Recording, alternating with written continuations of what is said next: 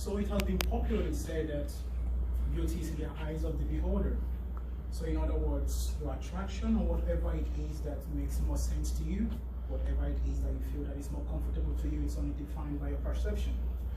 But in the cellular level, it's not like that. When it comes to the cellular level, when it talks about beauty, it talks about the cells in our body being able to comprehend each other with a good amount of surface area to volume ratio. In other words, as a human being, what makes you totally happy is not just your internal factors, but also your psychological and physiological factors as well. And that will bring me to what we are going to be discussing about today. We'll be talking about obesity and how its increase has been affecting in the United States, the hash marks, and also things we can do to actually bottom it down. Now, in accordance to Dr. Pornell in his book, Diseases, Epidemiology and Classification of Obesity, which he wrote in 2018, he said obesity simply means an excess of fat. He also used another definition I liked so much, which was entitled to call the size index. In other words, what he means to say is that there is a percentage ascribed to every individual in height, size, or even age.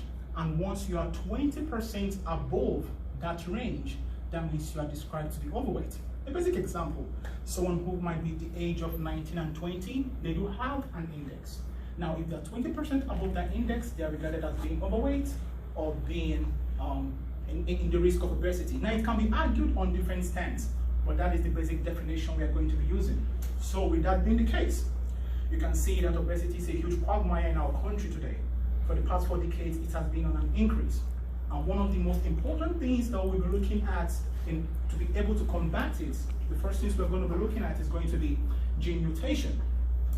The Boston Hospital, precisely in July 18, 2013, they did have a research being done concerning obesity and how it affects children. And there were 2 findings that they had that was very interesting. The first one was in regards to the MC4R receptors, melatonin 4 receptors precisely, and what do? These receptors are responsible for converting nutritional values that you intake via food into what they ought to be. For example, if you take a food that is meant to function as a protein, it will function as a protein. If you're taking something that should be functioning as a carbohydrate, it should function as a carbohydrate. Now, on the other hand, when there is a mutation in that gene, what happens is that it converts them all into fat. So you might be eating healthy, but yet your nutrients are actually being converted into fat. The second thing they did identify by the researchers was what is called the Prader-Willi syndrome, which was it's not a new syndrome, it was actually being found by some Swiss doctors in 1956. And one of the things that they identified was that what happens is a mutation in the child's gene makes the child just eat a lot. Continuously just eat a lot, uncontrollably. It's not something we hope for anybody, but that seems to be the case. And what happens is that there is a disconnection between the brain cells, which is precisely at the hypothalamus section, between the brain cells and actually the fundus, which is the nerve responsible for sending messages between the brain and the stomach to tell you, hey, stop it, you're full. But guess what? When that disconnection happens, you just see yourself eating a lot. And while someone else would look at it as, hey, I'm okay, I'm full, you wouldn't see it that way. So those are the 2 genetic factors that should be looked into when it comes to mutation. The second and the last one I'll be talking about is the psychological factor. In accordance with the CDC, and this was in the year January 21st, 2011, one of the things they did mention about is the psychological factors that could lead to weight gain. And one of the things that they opined was that if a person is in a depressing or in an anxious state continuously, it will lead to hormonal changes that would vary in how they live their lives and also at the same time affect them because they'll start to develop what is called a sedentary lifestyle. They also talked about antidepressant medications. So in other words, while it is important to take these medications to help us, we should be very, very attentive to know what their side effects are.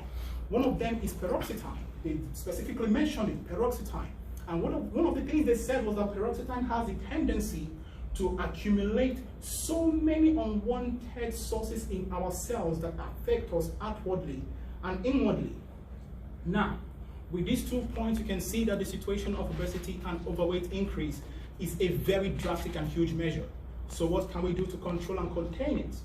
The first thing we can do as individuals is to do what? To enlighten ourselves and to be knowledgeable about the changes in our society and our community.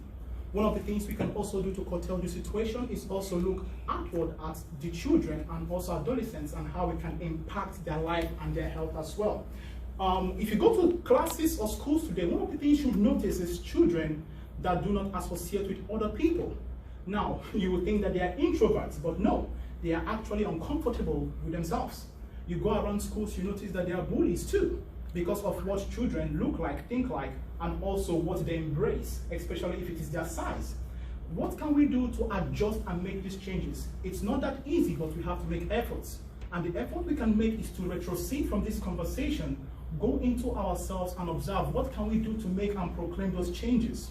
So it is important as we live here today that we should understand and comprehend that in everything we do, obesity is a rising epidemic in the country and we should do all we can to contain it. Thank you very much.